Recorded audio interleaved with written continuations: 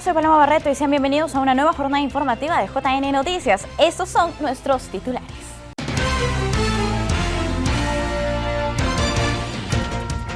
JN exhorta a organizaciones políticas para que presenten sus candidaturas.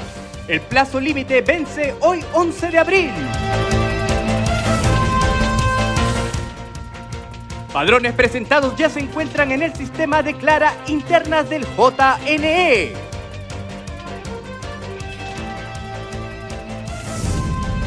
Ventanilla única del Jurado Nacional de Elecciones registró más de 39.000 consultas de organizaciones políticas.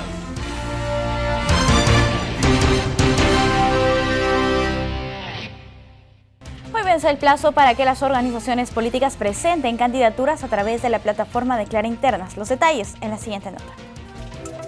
El Jurado Nacional de Elecciones informó que las organizaciones políticas pueden presentar su lista de candidatos para las elecciones internas hoy lunes 11 de abril hasta las 11:59 de la noche, en cumplimiento de la Ley 31.437, la cual modifica reglas de las elecciones regionales y municipales del 2022.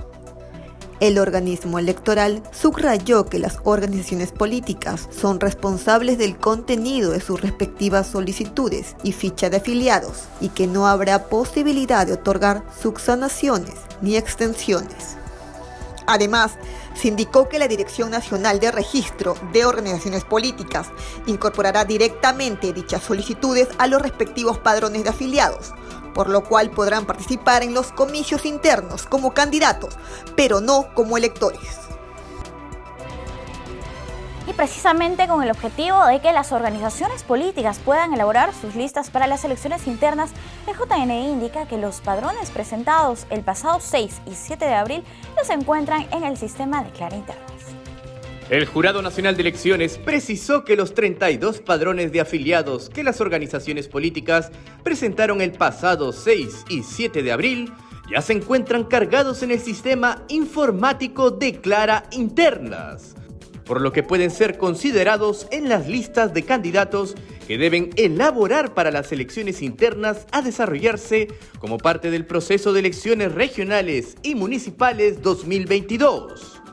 Dichos padrones comprenden a 55.359 afiliados de partidos políticos y movimientos regionales. La Dirección Nacional de Registro de Organizaciones Políticas incorporó directamente las solicitudes de afiliación a los padrones de afiliados, en vista de que por la estrechez de los plazos era imposible que el Registro Nacional de Identificación y Estado Civil, en sus siglas RENIEC, realice la verificación de los citados padrones para elaborar los padrones de electores de afiliados. Cabe precisar que las organizaciones políticas tienen plazo hasta las 11:59 de hoy lunes 11 para la presentación de las listas de candidatos a través del sistema Declara Internas. El JN estableció esta nueva fecha límite en virtud de lo dispuesto por la Ley 31.437 y ante la proximidad del cumplimiento de los hitos del cronograma de elecciones internas. Y también les contamos que el Registro Nacional de Identificación y Estado Civil sorteó el tercer miembro de los jurados electorales especiales que se instalarán el próximo 16 de mayo para las elecciones regionales y municipales. El próximo 16 de mayo se instalarán 92 jurados electorales especiales para impartir justicia electoral en primera instancia con miras a las elecciones regionales y municipales de este año. Por tanto, el Registro Nacional de Identificación y Estado Civil, RENIEC, preseleccionó a los ciudadanos candidatos para la designación del tercer miembro, tanto titulares como suplentes, quienes conformarán en representación de la ciudadanía los jurados electorales especiales. En acto público acá en el RENIEC, realizando el sorteo de los 25 candidatos para los jurados electorales especiales, que son 92. En este acto se están realizando de estos jurados electorales especiales, cuya función principal es ser la primera instancia en justicia electoral. Destacamos que el sorteo se realizó ante la presencia de un notario y de funcionarios del Jurado Nacional de Elecciones y la OMPE, además dentro del plazo del cronograma electoral establecido por el JNE. Los nombres de los elegidos aleatoriamente serán publicados a partir del 19 de abril en la página web del organismo registral. Recordemos que los jurados electorales especiales se encargan de verificar que el proceso se realice con normalidad. Asimismo, en primera instancia pueden resolver controversias referidas a identidad de electores, acreditación de personeros, publicidad estatal, propaganda electoral, neutralidad, encuestas electorales, tachas, actas observadas e impugnación de cédulas de votación. Los miembros que conforman los jurados electorales especiales son un juez superior, representante del Poder Judicial, un fiscal superior, representante del Ministerio Público, ambos de sus respectivas jurisdicciones, y un ciudadano elegido por sorteo por el RENIEC. En la siguiente nota les contamos que 3 movimientos regionales renunciaron a participar de las elecciones internas, según anunció la OMPE. A la fecha quedan 165 organizaciones políticas en carrera. La OMPE informó que 3 movimientos regionales desistieron de participar en las elecciones internas que realizarán las organizaciones políticas en mayo próximo. Estos son el Movimiento Naranja de Tacna, Fuerza Comunal de San Martín y el Movimiento Regional Futuro y Progreso de Junín, cuyas renuncias fueron oficializadas en el diario El Peruano. La renuncia de estos 3 movimientos se suma a la que también efectuaron en febrero los partidos políticos Democrático, Perú Unido y Perú Moderno, ambos en proceso de inscripción. De esta manera, de las 170 organizaciones políticas que originalmente convocaron a elecciones internas para elegir candidatos, a la fecha quedan en carrera 165. De ese universo de agrupaciones políticas participantes, 70 elegirán candidatos de manera directa y 95 de manera indirecta. Las organizaciones políticas que optaron por elegir de manera indirecta a sus candidatos registraron hasta el 26 de marzo ante la OMPE a sus aspirantes a delegados. Estos últimos decidirán en las urnas quienes postularán a conducir los gobiernos regionales y municipales en representación de sus respectivas organizaciones políticas. Y el Jurado Nacional de Elecciones continúa realizando operativos para fiscalizar el cumplimiento de la normativa referida a la propaganda electoral para evitar el daño de bienes considerados como patrimonio de la nación. El Jurado Nacional de Elecciones recordó a las organizaciones políticas que aspiran a participar en las elecciones regionales y municipales que se encuentra prohibida la colocación de propaganda electoral en bienes considerados patrimonio cultural de la nación. Establece que patrimonio cultural es todo bien, material o inmaterial, que refleje el quehacer humano. Entonces aquí se protegen obras de arte, restos arqueológicos, danzas, música y toda expresión que refleje nuestra cultura. El reglamento de propaganda electoral, publicidad estatal y neutralidad aprobado por el JNE establece que es una infracción realizar propaganda electoral en patrimonios de la nación. La normativa señala que los jurados electorales especiales de cada jurisdicción son los encargados de iniciar el procedimiento sancionador a las organizaciones políticas que cometan alguna infracción previo informe del fiscalizador de la Dirección Nacional de Fiscalización y Procesos Electorales. Posteriormente, el Jurado Electoral Especial califica el informe del fiscalizador y, de confirmar la infracción, se admite a trámite el procedimiento sancionador contra él o los responsables. Asimismo, se les traslada a los actuados para que efectúen los descargos respectivos en el término de 3 días hábiles. Vencido el plazo con el descargo o sin él y en el término no mayor a 5 días calendario, el Jurado Electoral Especial se pronuncia sobre la existencia de infracción en materia de propaganda electoral. El reglamento señala también que en el caso de que se haya alterado un bien que constituye patrimonio cultural de la nación, se procede con lo que indica el especialista en derecho electoral.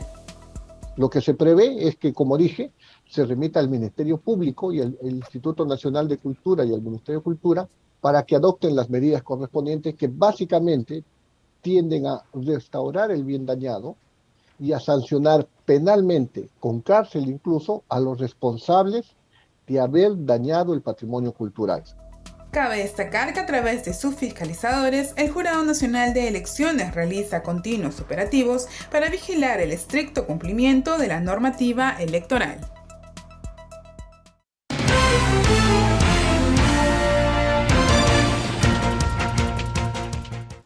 El Jurado Nacional de Elecciones, en el marco de todos los procesos electorales, pone a disposición de las organizaciones políticas la ventanilla única de antecedentes. Pero ¿cuál es su importancia y cómo los partidos políticos han hecho uso de esta? Vamos a conversar hoy con la doctora Cintia Bustamante. Ella es abogada de la Secretaría General del Jurado Nacional de Elecciones. Doctora, ¿cómo está? Muy buenos días, bienvenida. Buenos días, Paloma. Muchas gracias por acompañarnos, doctora. Por favor, coméntenos desde cuándo el Jurado Nacional de Elecciones habilita esta ventanilla única de antecedentes y por qué es tan importante que las organizaciones políticas hagan uso de la misma. Sí, primero tengo que decir que el sistema de la ventanilla única está habilitada de acuerdo a la ley 3322 y su reglamento, ¿no? Por medio de este sistema informático de la ventanilla única, los personeros legales de las diferentes organizaciones políticas pueden filtrar y ver la idoneidad de sus posibles candidatos. Esta ventanilla única, conforme a su ley, está habilitada para este proceso desde el 22 de diciembre. Doctora, ¿cuántas organizaciones políticas han realizado consultas en esta herramienta informática? Un promedio de más de 100 organizaciones políticas. Tenemos que tener en cuenta que para este proceso se han convocado a elecciones internas, que es un primer paso para poder participar en las elecciones regionales y municipales, y convocaron 166. No obstante, tenemos un promedio de 39.000 consultas hasta el día viernes, que fue el último reporte que emitimos. Perfecto, doctora. ¿Cuál es la información que las organizaciones encuentran al momento de consultar en la ventanilla única? La información que pueden consultar, esta es de diferente índole. Tenemos que tener en cuenta que la información que nosotros suministramos a través de la ventanilla única no es una información que registra propiamente el Jurado Nacional de Elecciones, sino es a través de una plataforma de interoperabilidad o que suministran otras instituciones públicas. En este sentido, tenemos las sentencias condenatorias que nos emite el Poder Judicial, ¿no?, de delitos dolosos. Asimismo, tenemos un registro de deudores alimentarios morosos. Ya hay un registro que es de acceso público, pero también se suministra a través del sistema de ventanilla única. Otra institución pública que nos remite información es la Policía Nacional del Perú, a través de requisitorias, órdenes de captura, ya sea nacional o internacional. Por otra parte, también tenemos la información que suministran a través de la plataforma de interoperabilidad, la SUNAT, es respecto a las deudas tributarias que ya han quedado consentidas, ¿no? Asimismo, tenemos los registros que se tienen a través de la Superintendencia Nacional de Registros Públicos, esto ya sean bienes muebles o inmuebles. Finalmente, también tenemos el Registro Nacional de Abogados Sancionados, ¿no? Y también deudas municipales, ¿no? Pueden ser de arbitrios, entre otras, que un posible candidato esté adeudando a alguna municipalidad, ¿no? Esto sí tenemos que decir que es limitado. A la fecha solo tenemos, como esto se suministra a través de la plataforma de interoperabilidad, solamente son 8 municipalidades que suministran esta información. Claro. Doctora, recordemos que hoy, 11 de abril, vence el plazo para que las organizaciones políticas presenten sus candidaturas al sistema de declara internas, precisamente para las elecciones internas de las organizaciones políticas. En ese sentido, todavía hoy pueden realizar sus consultas a través de la ventanilla única a las organizaciones políticas. Así es, Paloma. En sí, las organizaciones políticas, lo idóneo es que filtren a todos sus candidatos, a sus posibles candidatos, a través de la ventanilla, para que sepan cuáles son sus antecedentes, ya sea respecto a ciertas deudas con el Estado o con algunos registros públicos, órdenes, sentencias, que es la información que es valiosa, ¿no?, que emite la ventanilla única. Si bien hoy hay un hito respecto a la presentación para el proceso de democracia interna que tienen las organizaciones políticas, la ventanilla única va a continuar abierta hasta el 14 de junio, que es la fecha en cual se cierra. Debemos tener en cuenta que conforme a la ley tenemos un plazo de 10 días hábiles para suministrar la información. No obstante, la mayoría de información es al momento, al instante. O sea, si hoy realizan algún tipo de consulta, la información que se da en línea, como muchas veces sucede con SUNAT, se les va a dar al momento, ¿no? Entonces, sí es importante que filtren y que incluso si después de hoy que ha sido el proceso de democracia interna, no han filtrado, lo filtren nuevamente, ¿no? Para que después hagan las declaraciones correspondientes conforme lo exige la normativa electoral. Claro, o sea, esta herramienta todavía va a estar abierta y es responsabilidad de cada organización política hacer filtrar a cada uno de los candidatos y hacer las consultas correspondientes. ¿Cómo se les proporciona los accesos a las organizaciones políticas? Claro, esto ya se ha hecho el año pasado seguramente. ¿Y quién es el encargado de la organización política de recibir esos accesos y finalmente hacer las consultas? Conforme a la ley, el encargado es el personero legal, ¿no? El personero legal titular, conforme también en concurrencia con la Ley Orgánica de Elecciones y sus funciones de los personeros. Y de manera supletoria, ante algún tema de eventualidad que no pueda actuar el personero legal titular, se le dan los accesos al personero legal alterno. Cabe precisar que para en la actualidad, como ya tenemos habilitado lo que es la casilla electrónica, los accesos para la ventanilla única son los mismos que para la casilla electrónica, ¿no? Bien, doctor. A diferencia de lo que pasaba anteriormente cuando no se tenía esta ventanilla única, ¿cómo se hacía? ¿O cuáles son los beneficios que se tienen ahora y que antes no se tenían?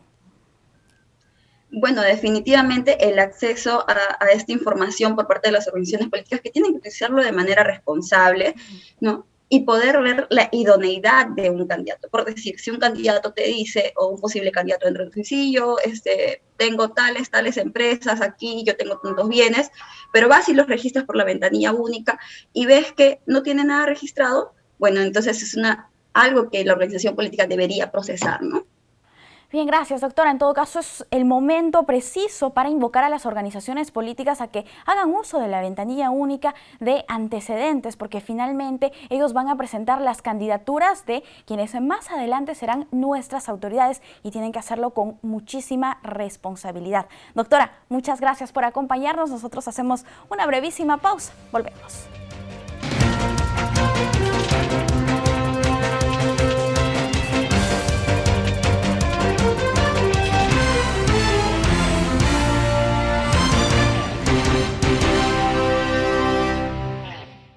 El Jurado Nacional de Elecciones difunde información constantemente en sus diversas plataformas sobre las elecciones regionales y municipales. Vamos a ver una de sus recientes publicaciones. Para este proceso se habilitó la plataforma de Clara Internas. Como ustedes pueden observar en pantalla, tenemos los 5 pasos sobre el funcionamiento de este sistema. ¿Qué dice el primer paso? Crea usuarios.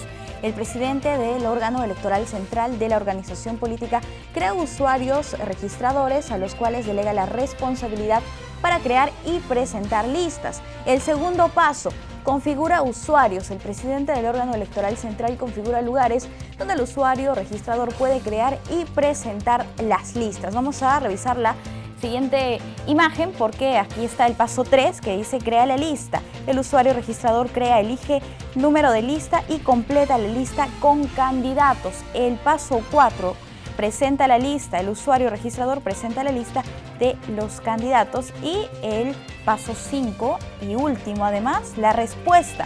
El sistema de Clara Internas remite correo electrónico al usuario registrador con información de la lista presentada. Recordemos que hoy, 11 de abril, vence el plazo para que las organizaciones políticas registren a sus candidatos ante esta plataforma de Clara Internas. Además, recordemos que el Jurado Nacional de Elecciones de manera oportuna ha realizado la capacitación a todas las organizaciones políticas, partidos políticos, movimientos regionales en diferentes puntos del país para que ellos puedan presentar sus candidaturas. Vamos a cambiar el ángulo de la información y preste mucha atención porque en estas elecciones un total de 146.001 votantes con algún tipo de discapacidad podrán ir a las urnas para elegir a sus autoridades subnacionales. Veamos los detalles.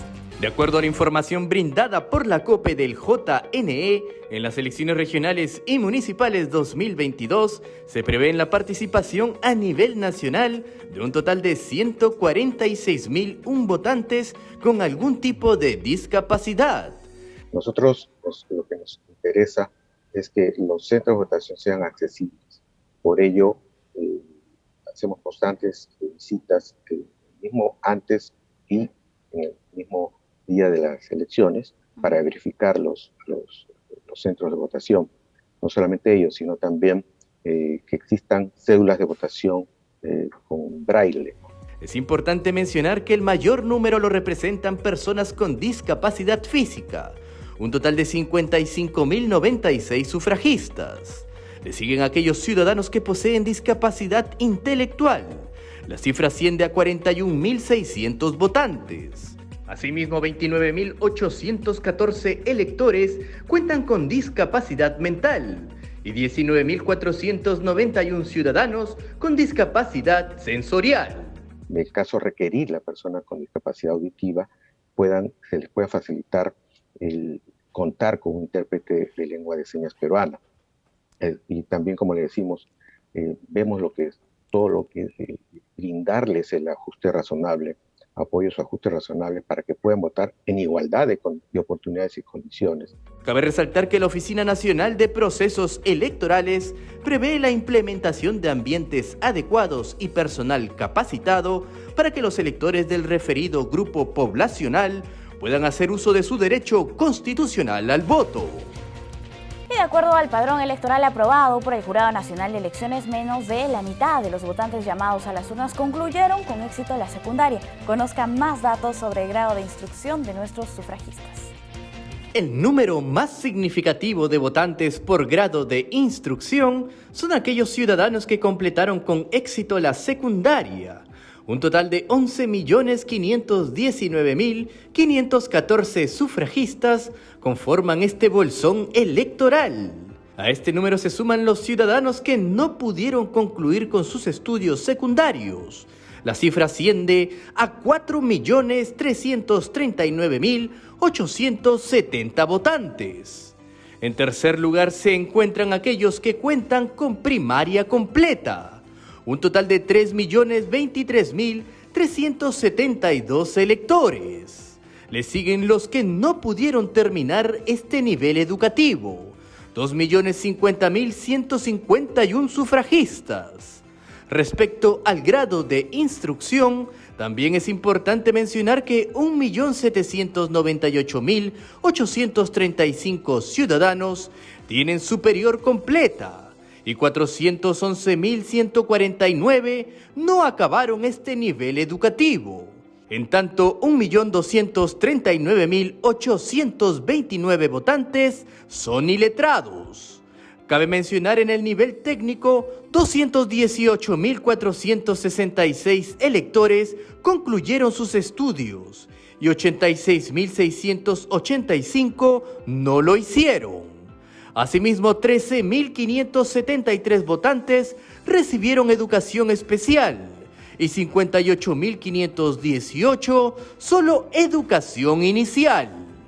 Es importante mencionar que el padrón oficial para este proceso eleccionario fue aprobado mediante la resolución 137-2022-JNE y el número de votantes asciende a un total de 24.760.062 votantes. Por otro lado, el Jurado Nacional de Elecciones informa a la ciudadanía los procedimientos de referéndum y señala que el mismo no se puede realizar directamente, ello según la Ley de Derechos de Participación y Control Ciudadano. La convocatoria a referéndum para aprobar una reforma constitucional no puede hacerse directamente. Esto según la Ley de Derechos de Participación y Control Ciudadanos, así lo precisó el Jurado Nacional de Elecciones. El artículo 40 de la Ley 26.300 señala que no procede la convocatoria a un referéndum para reformar la Constitución, si la propuesta de reforma no es previamente aprobada por el Congreso con mayoría absoluta del número legal de sus miembros, como lo indica la Constitución Política. La ley aprobada por el Legislativo también modificó el artículo 44 de dicha ley de participación, disponiendo que la convocatoria a referéndum corresponde efectuarla a la autoridad electoral, es decir, al Jurado Nacional de Elecciones. Pero se introduce una modificación estableciendo que si se trata de una reforma constitucional, la convocatoria corresponde al presidente de la República por disposición del Congreso. Cabe precisar que antes de dicha aprobación de la ley, el Pleno del JNE dio a conocer su postura al Congreso de la República en tal sentido de que la convocatoria a todo referéndum, incluyendo el de reforma constitucional, debe seguir siendo potestad del organismo electoral, dado que es el que posee la capacidad técnica especializada para determinar la fecha más idónea para su realización conforme a ley. Se destaca que el Jurado Nacional de Elecciones es la autoridad competente para llevar a cabo esta tarea, ya que es el que posee la capacidad técnica para evaluar los diversos aspectos que implican tanto la convocatoria en proceso electoral como el referéndum, así como los procedimientos a cargo de los organismos electorales y los plazos que se requieren para la realización de las actividades previas a un acto electoral. El Pleno del JNE revisó expedientes que apelan la suspensión de gobernadores regionales por presuntamente omitir funciones en sus comités de seguridad ciudadana. Todos los casos expuestos fueron dejados al voto. En audiencia pública virtual, el Pleno del JNE revisó un total de 5 expedientes que apelan la suspensión de gobernadores regionales de los departamentos de Cusco, Ancash, Madre de Dios, Puno y Tumbes por presuntamente no convocar a los comités de seguridad ciudadana a fin de fomentar iniciativas en sus regiones. De acuerdo a la Ley Orgánica de Gobiernos Regionales, es competencia de estas autoridades sesionar por lo menos una vez cada 2 meses con dichos comités. La omisión de la misma fue motivo para elevar al JNE la suspensión del gobernador regional de Puno, Agustín Luque Chayna. Cabe indicar que la autoridad cuestionada cumple prisión preventiva domiciliaria por 7 delitos desde noviembre de 2021. Está detenido con mandato, con prisión preventiva ordenado por el Poder Judicial, con 9 meses. La suspensión solicitada a través de este pedido se había convertido desde mi modesto y humilde punto de vista jurídico en una sustracción de la materia, por cuanto, como vuelvo a repetir, el exgobernador por 7 delitos se encuentra detenido y preso en el penal de Puno. En Tumbes también se solicitó la suspensión por 120 días del gobernador regional Wilmer Dios Benítez, acusado de incumplir con lo establecido en la normativa electoral. La autoridad, mediante su defensa, expuso presuntas irregularidades del caso, que incluirían acciones por parte de la Comisión de Fiscalización y Anticorrupción de dicho municipio. En el año deben haber 6 convocatorias, señores magistrados, pero si nosotros vemos el 6 de enero, va a satisfacer lo que es enero y febrero. Marzo y abril no se convoca, señores magistrados, porque según el decreto 044/2020 entramos en pandemia, entonces hay una justificación para no convocar. Es importante precisar que los comités de seguridad en cada gobierno regional tienen por función aprobar planes, programas y proyectos que coadyuven a la implementación de centros de videovigilancia. Su omisión por parte de las autoridades regionales conlleva la suspensión de sus cargos por 120 días. Durante la sesión, los magistrados de la entidad electoral también revisaron los casos procedentes de los departamentos de Cusco, Ancash y Madre de Dios, que fueron dejados al voto al no presentarse sus abogados. En audiencia pública, el Pleno del JNE revisó 7 casos sobre vacancia de alcaldes y regidores municipales. En la siguiente nota les contamos más detalles de los expedientes evaluados.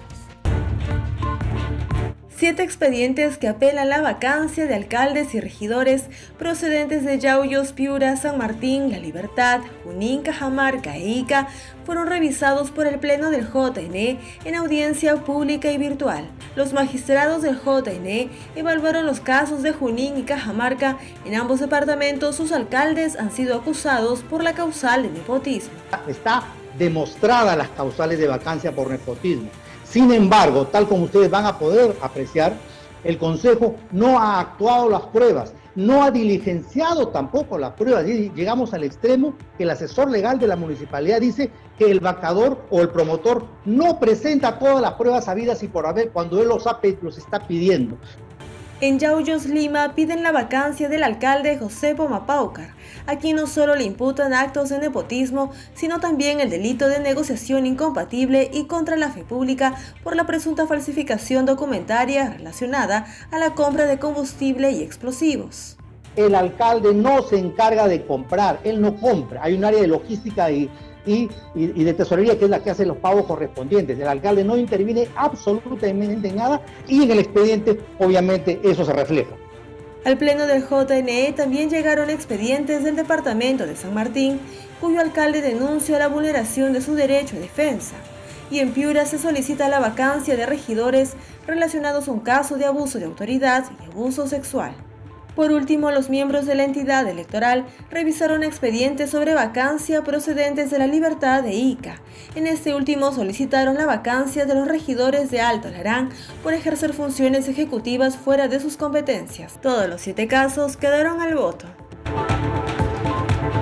Se publicó en el Diario Oficial El Peruano el reglamento para las elecciones de autoridades municipales de centros poblados desde este año, el cual establece un reglamento marco para que las municipalidades provinciales elaboren y aprueben los reglamentos respectivos.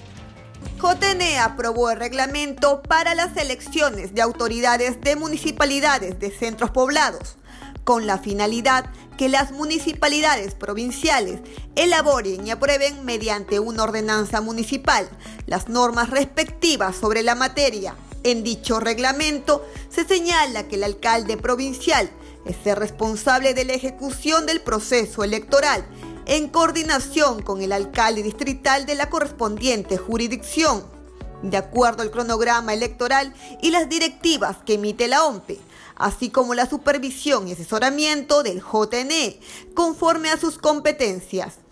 Asimismo, el alcalde provincial debe convocar a elecciones con 240 días calendario de anticipación al acto de sufragio.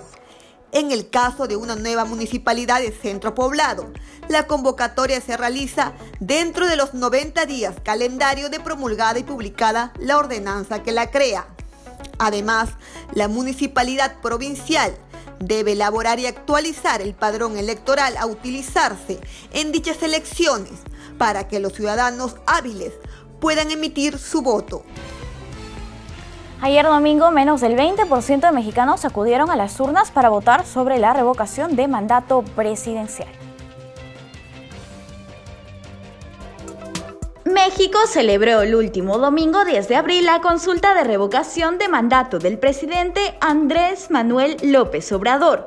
Según las autoridades electorales de dicho país, la cita democrática habría contado con menos del 20% de la participación, llegando apenas a un porcentaje de concurrencia a las urnas del 18%, cifra muy por debajo del 40% mínimo requerido para alcanzar el umbral que haría que la decisión resultante tuviese un carácter vinculante. Y aunque los resultados no tendrán validez porque no se logró el umbral, es importante destacar que según los resultados parciales, la consulta señala que entre el 90.3 y 91.9% de los votantes se manifestaron en favor de la continuidad de Andrés Manuel López Obrador, mientras que solo entre el 6.4 y 7.8% abogaban por su salida anticipada. Bien, hemos visto los resultados en todo caso de lo que significó la jornada del día de ayer. Sin embargo, más adelante, después de la pausa, nosotros tendremos una entrevista con una especialista en temas electorales que se encuentra en Ciudad de México. Hacemos una pausa, volvemos.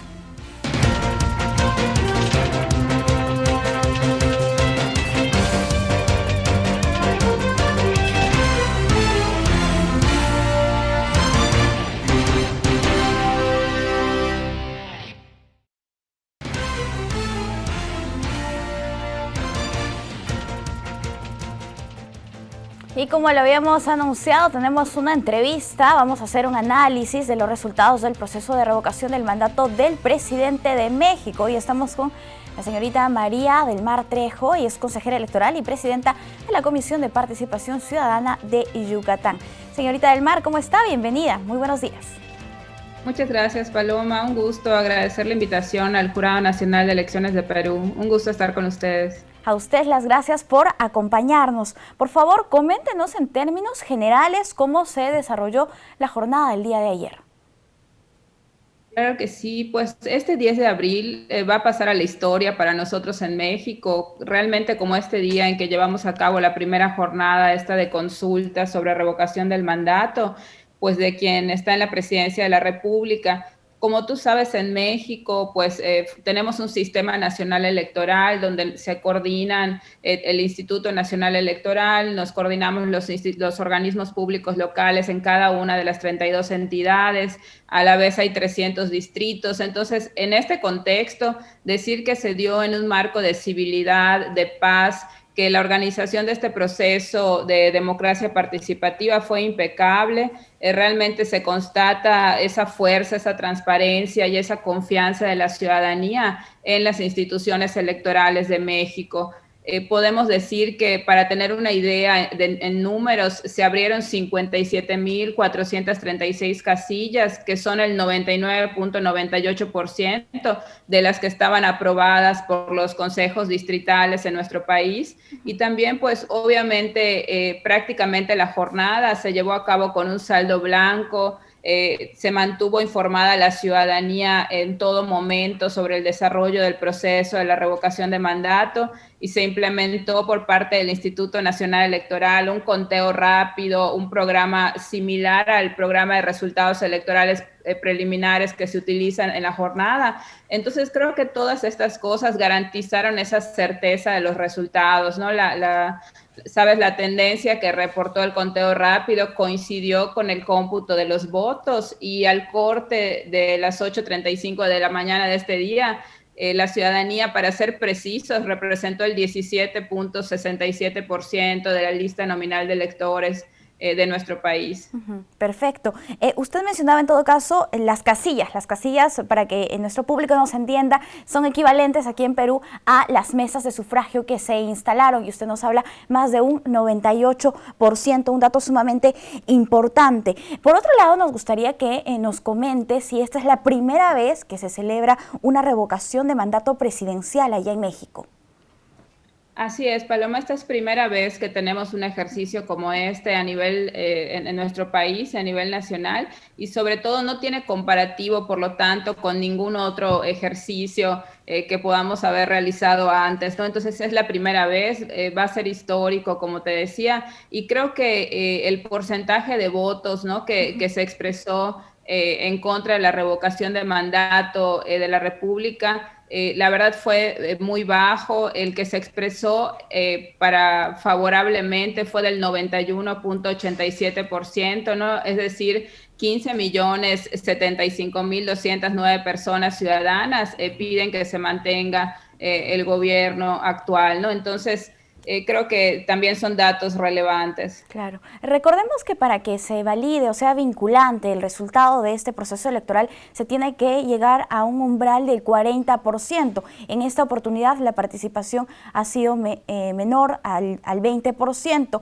¿Qué es lo que refleja? ¿Cómo observa usted que esta cantidad de ciudadanos hayan acudido a las urnas?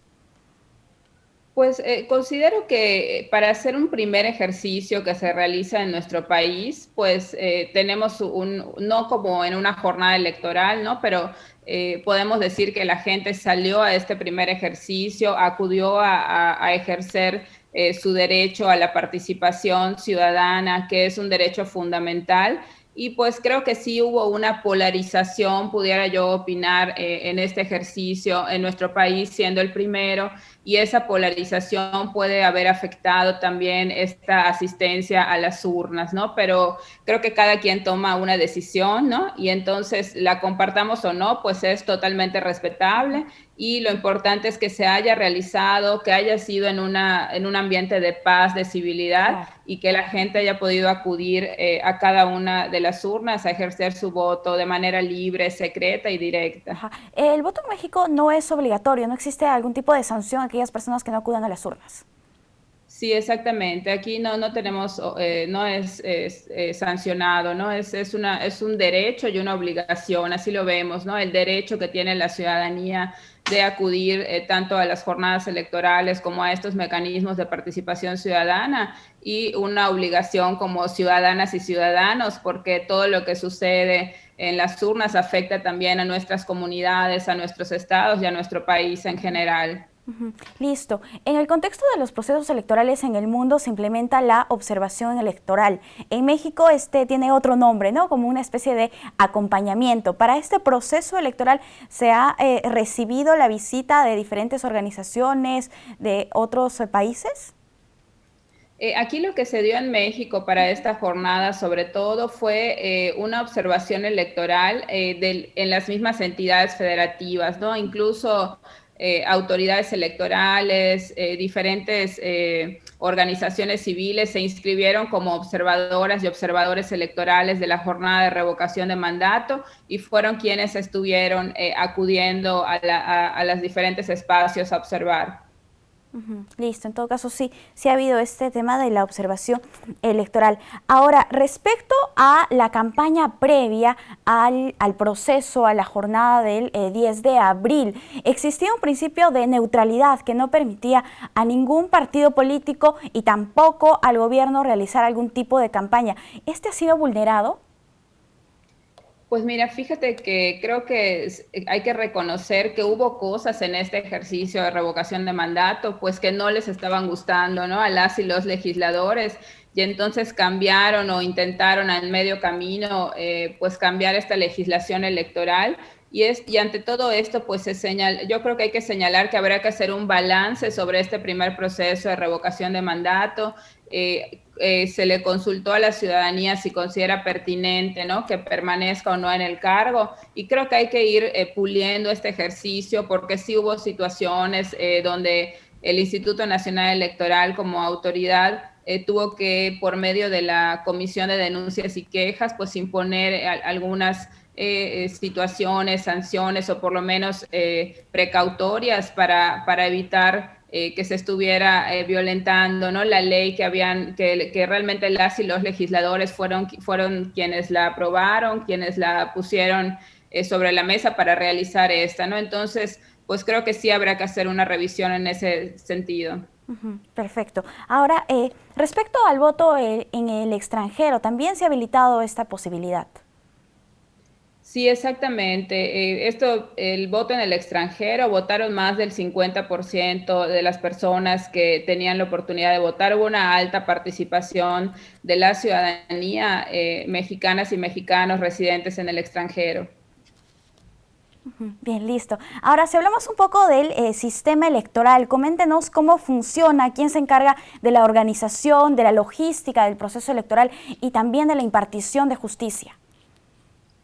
Claro que sí. Mira, sabemos que en México, como te comentaba, es el Sistema Nacional Electoral, pero de acuerdo a esta ley de revocación de mandato, el Instituto Nacional Electoral, que es el instituto autónomo administrativo que organiza las elecciones en México federales, ¿no?, cuando se refiere a Presidencia de la República, a las diputaciones federales del Congreso de la Unión, a las senadurías.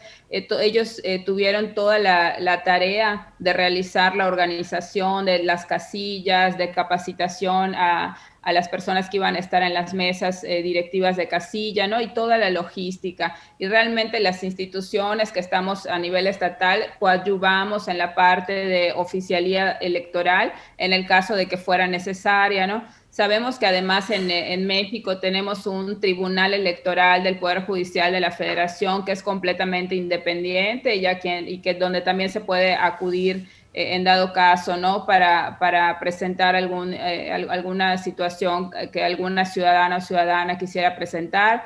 Tenemos el sistema plural de partidos políticos. Hay que decir que para esta jornada no todos los partidos políticos acreditaron a representaciones, ¿no? Allá no llegamos a lo que es normalmente en una jornada electoral de votación, que todos los partidos políticos llegan a un alto porcentaje de representaciones en las casillas. En este caso no fue así. y también sabemos que en este proceso es indispensable la participación de la prensa libre, de los periodistas, de quienes dan sus opiniones. Creo que hubo de verdad, en la prensa hubo muchas opiniones de todo tipo. Creo que hubo una libertad de prensa y que sobre todo la ciudadanía fue participativa, pero también crítica de este ejercicio, ¿no? Entonces, creo que todavía tendremos un tiempo para revisar y para poder ver cuáles son estos resultados. Dentro de los procesos electorales existen diferentes actores, como usted mencionaba. Uno de ellos es los medios de comunicación. ¿Cuál es el rol que han cumplido en el contexto de este proceso? Ha sido fundamental la participación de los medios de comunicación porque como esta es la primera vez que se realiza en México un ejercicio de revocación de mandato, fue indispensable unir esfuerzos para poder promocionar y para poder alentar a la ciudadanía a participar en estos mecanismos que son un derecho fundamental para que la ciudadanía pueda manifestarse, dar su opinión. Entonces creo que ha sido una participación realmente fundamental. Incluso nosotros en los organismos públicos locales de las 32 entidades federativas también estuvimos abonando a través de nuestros departamentos de comunicación con la prensa local para difundir este mecanismo, primera vez este mecanismo de revocación de mandato. Bien, ahora que ya se tendrían los resultados, como usted mencionaba, ¿cuáles son los procedimientos? ¿Qué sigue tras la jornada electoral? En este caso, como bien tú mencionabas, sabemos que no fue vinculante el resultado, ¿no? En este caso no va a haber repercusiones pues mayores, pudiéramos decir, ¿no? Que hubieran implicado una gran tarea y logística al momento, pero realmente, aunque no haya sido vinculante porque no llegó al 40%, creo que habrá que hacer ejercicios de análisis, de balance, de saber qué funcionó, qué se podría mejorar para seguirle dando transparencia y certeza a todos estos ejercicios. Por supuesto. Ahora, en el ámbito electoral, en México de manera general, próximamente ustedes tienen otros procesos. ¿Cuáles son estos? Sí, claro. En México tenemos jornadas electorales. En junio estaremos teniendo jornadas en entidades federativas específicas aquí en México. En este caso, 2022 son 6 entidades federativas, pero hay que decir que el proceso más grande viene en 2024, donde habrá elecciones en las 32 entidades federativas de nuestro país. Y entonces creo que todas las entidades nos estamos preparando para ese momento. Habremos unas que tendremos de gubernaturas que son muy importantes, y con esto de la paridad en todo, en México se está ya teniendo esta paridad en las gubernaturas y se está logrando que al momento de postular puedan ser 50-50 en tema de hombres y mujeres. Qué bueno que menciona ese tema, y definitivamente no podemos dejar pasar la oportunidad de consultarle a usted, porque conocemos la amplia experiencia que tiene en el tema de género.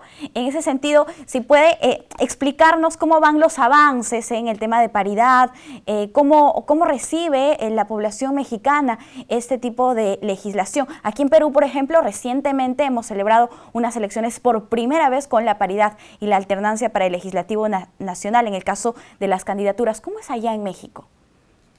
Acá en México considero que tenemos un gran avance. De hecho, creo que somos el quinto país a nivel mundial con mayores avances en el tema de paridad. Desde el 2019 que se aprueba la ley que nosotros le titulamos Paridad en Todo, donde nos dice que tenemos que tener paridad no solo en la postulación de las candidaturas, sino además en la integración de los órganos, entonces, y en los 3 órdenes de gobierno, en los gabinetes de quien asuma el gobierno. Entonces, es una paridad real y sustantiva, porque pasaba muchas veces que llega al poder, ¿no? Incluso una mujer, y no nos garantiza que tenga una agenda de género o que esté realmente comprometida con el tema de la paridad. Entonces, el tener en la Constitución de nuestro país el tema de paridad como un principio constitucional nos ayuda para que esto sea no algo si quieres o no ejercerlo, sino que es un mandato constitucional. Y entonces cuando si llegas a asumir un cargo, por ejemplo, de gubernatura en México, tienes que ver que tu gabinete sea paritario. Y así lo hemos estado también implementando y siguen las asociaciones civiles pues luchando para que además esto se dé también en los puestos de dirección de los organismos autónomos y en los diferentes institutos. Claro que sí, excelente. Listo, muchísimas gracias, señorita María del Mar Trejo, por acompañarnos aquí en JN Noticias. Ha sido un gusto conversar con usted y conocer la experiencia también que tiene en los procesos electorales. Hasta una próxima oportunidad. Muchas gracias. Muchas gracias. Cuídese, hasta luego. Nosotros seguimos en nuestro bloque internacional y nos trasladamos hasta Europa porque el mandatario Emmanuel Macron y la ultraderechista Marine Le Pen fueron los dos candidatos más votados en los comicios de Francia, por lo que se volverán a enfrentar en una segunda vuelta.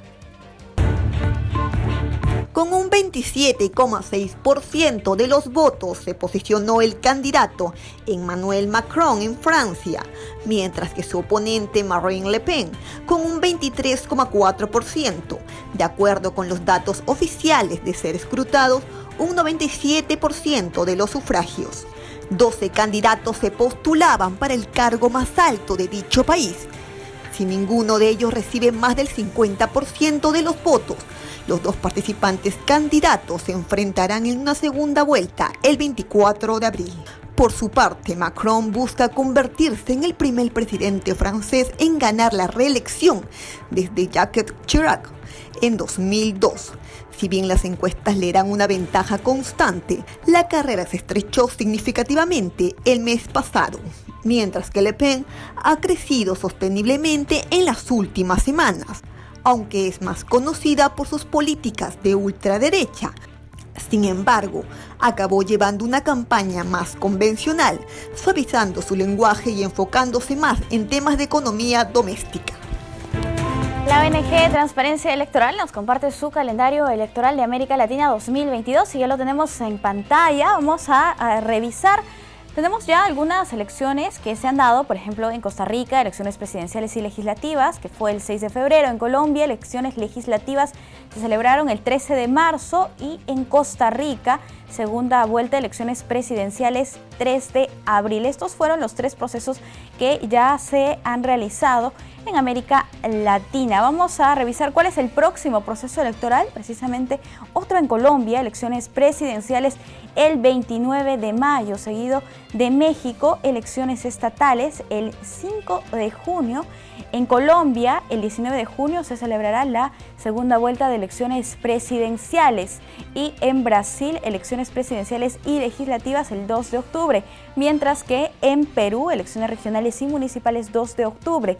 En Brasil, la segunda vuelta de las elecciones presidenciales será el 30 de octubre y Chile, el plebiscito constitucional el primer semestre del año 2022. La fecha recién está por confirmar. Esta es la información que nosotros tenemos gracias a la ONG Transparencia Electoral. Recordemos que ellos son una organización que presenta observadores electorales en diferentes partes de Latinoamérica, pero también ha presentado en reiteradas ocasiones aquí en nuestro país. Amigos, nosotros no tenemos tiempo para más. Muchísimas gracias por acompañarnos. Los invitamos a seguirnos mañana también por el canal 516 de Movistar TV, las redes de JN y por la señal de nuestros 24 canales aliados. Los dejamos con imágenes de nuestros artesanos de Ayacucho. Permiso.